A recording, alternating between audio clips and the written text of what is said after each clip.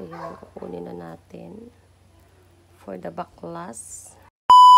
Hello mga kabarganas! So for today's video, na-miss kong mag-voice over at kahit di pa masyadong maganda yung boses natin, yung golden voice natin, opo.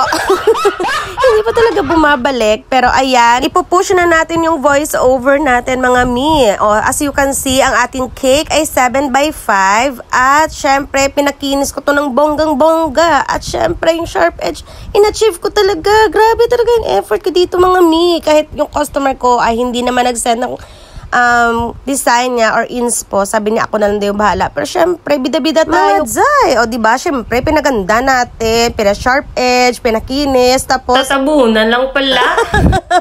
At ayan na nga, nilagay na natin yung stencil natin. Yung frosting ko pala rito na gamit ay Everwhip, tapos finireaser ko siya ng mga 1 hour and a half or almost 2 hours na nga yata. Pero, ayan, matigas naman siya, pero tignan nyo, Zay, kumapit siya sa stencil. Di gaya ng mga paste like siguro na whipping cream or sa buttercream kasi talaga to maganda yung mga stencil kasi hindi siya dumidikit. Tapos pag pinireaser mo siya ay tumitigas talaga yung icing mo. Ayan, kumapit nga, sabi ko sa inyo, hindi siya ganun kagandahan. Pero super duper happy ako sa naging outcome kasi na-achieve natin yung design ng ating stencil. Kahit nahirap ako dito mga B.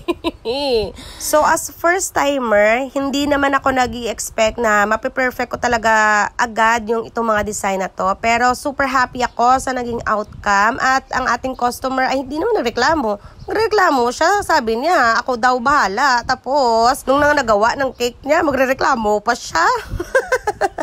Joke lang, chareta. Pero nagandahan talaga tong customer natin para to sa kanyang nanay. Ayan, naglalagay na tayo ng mga artificial flowers. Ayan. Huwag kainin, day ha. Hindi kinakain ng artificial. Pero kung dalok-dalok kakainin, mas magdulupot ka.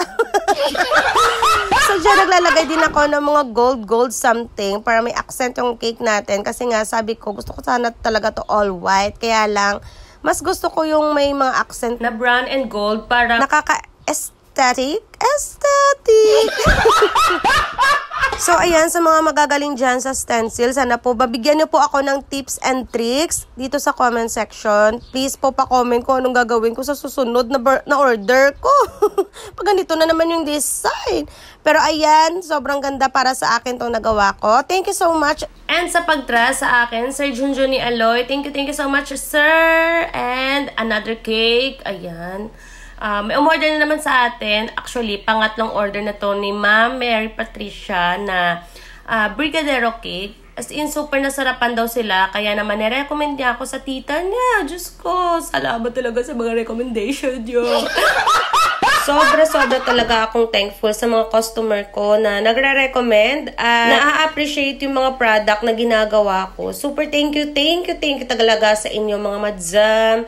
And syempre dito ay ayoko na rin naman magpahirap sa buhay ko kasi pag nilalagyan ko to o sinusulatan ko to sa gitna, hindi nagiging maganda yung outcome niya dahil kaya nilagyan ko na lang ng topper na happy birthday. O ayan, di ba?